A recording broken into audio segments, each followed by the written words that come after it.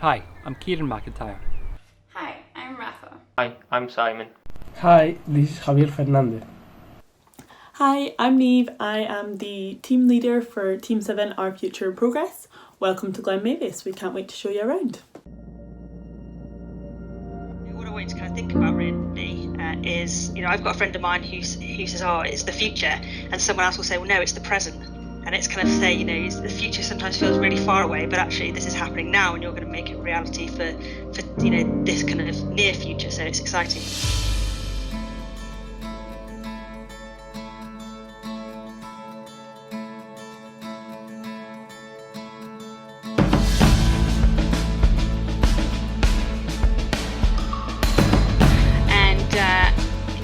I loved how your passion and values were kind of snaking its way through the whole presentation and into all the different research that you've done. Very, very inspiring. For weeks we did our research. We talked to locals, sent out surveys, talked to charities, talked to the community. We see the need for this space, something to bring us back together, something special.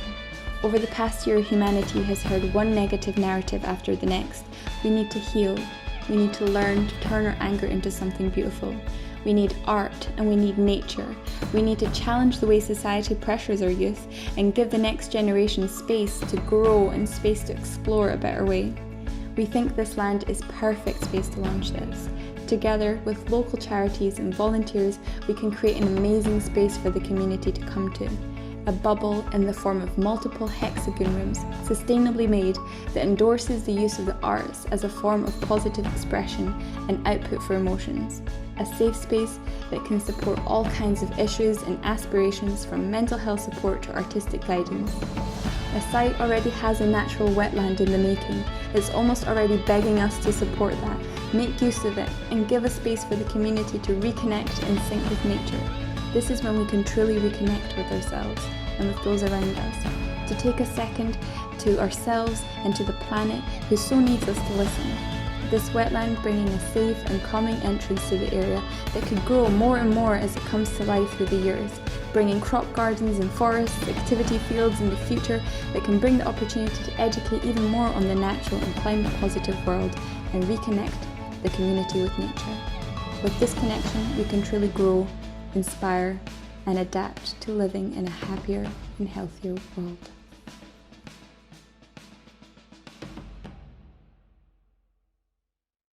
So why is now the right time for our proposal?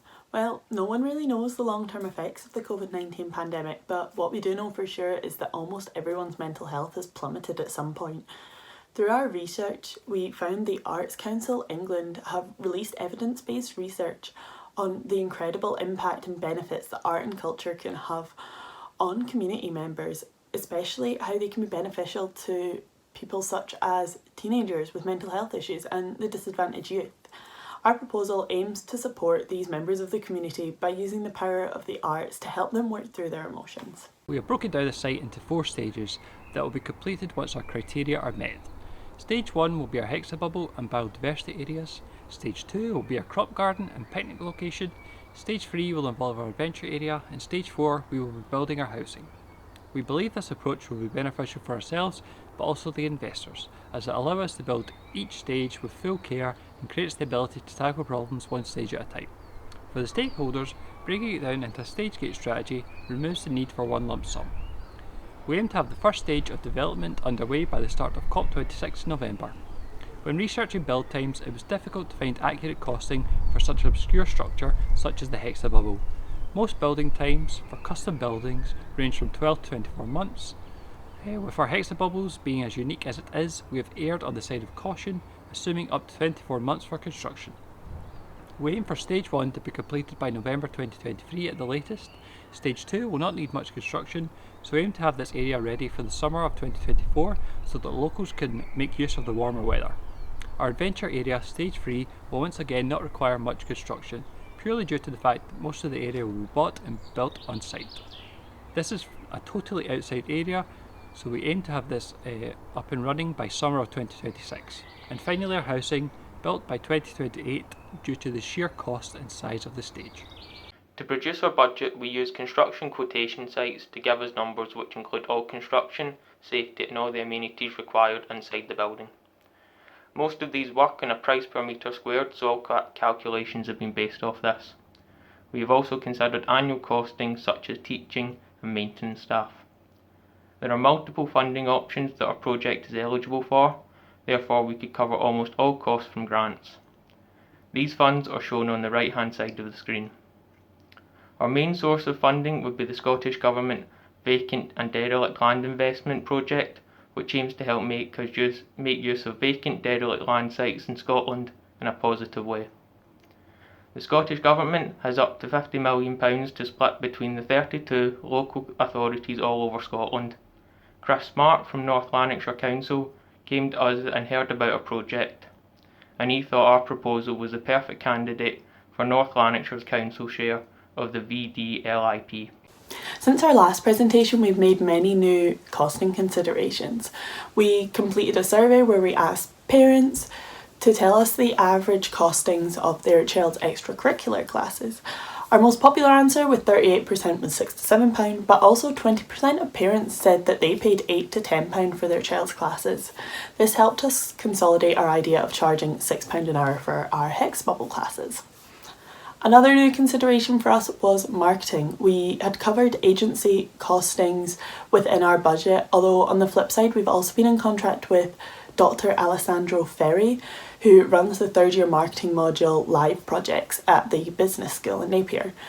We both agreed that this would be ideal for reducing proposal costs but also benefiting more students to help them work with a real life client.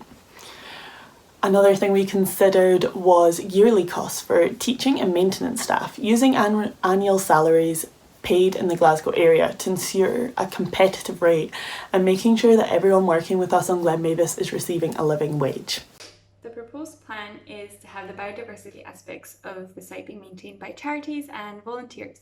Potential charity volunteers around the area of the site that could help with this aspect include the Scottish Wildlife Trust, whose living landscape concept focuses on managing the land at an ecosystem scale to benefit people and wildlife and the economy. The Conservation Volunteer Group, who are commonly known as the TCV, have a community rewilding programme which have completed projects in towns close by such as Fairfleet, Greenock and Yoker, amassing more than 300 people to volunteer and help improve green spaces and rewild. A groundskeeper and a maintenance worker salary has been considered into our costs in order to keep the whole site running as smoothly and safely. And for our Hexabubble, we will employ a professional arts teacher and a music teacher in order to carry out the workshops, the classes, just the day-to-day running of the hub. And then collaborating charities can also come in and put on workshops of their own as long as they're relevant. And then that leaves further investment opportunities for other staff members such as art therapists, workshop leaders, which can be put into place once community interaction grows within the future. Our site is about 2 miles from Glenmavis village and 5 miles from Ardguy, the nearest town. We have spoken to North Lanarkshire Council about the local bus service that already exists in the area and the possibility of adding a bus stop outside our site. This would help the number of visitors, as it would allow the visitor without a car to be able to reach into us. It also may encourage people to leave the car at home to reduce carbon footprint.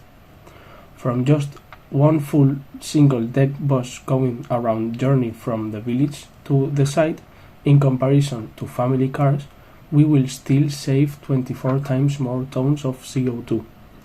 Just from the trees in our 7.11 hectare biodiversity forest, we can offset between 3,100 to 2,800 tons of CO2.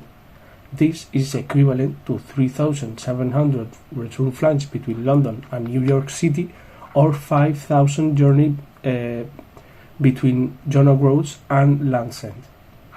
All these steps are helping to create the 20-minute neighbourhoods that the Scottish Government wants to achieve, and making big steps towards the net zero future.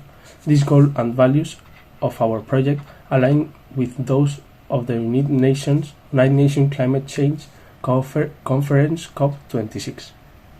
Well, welcome to Glenmavis. We hope you like what you've heard. If you have any questions, we'll happily answer them. Thank you for listening.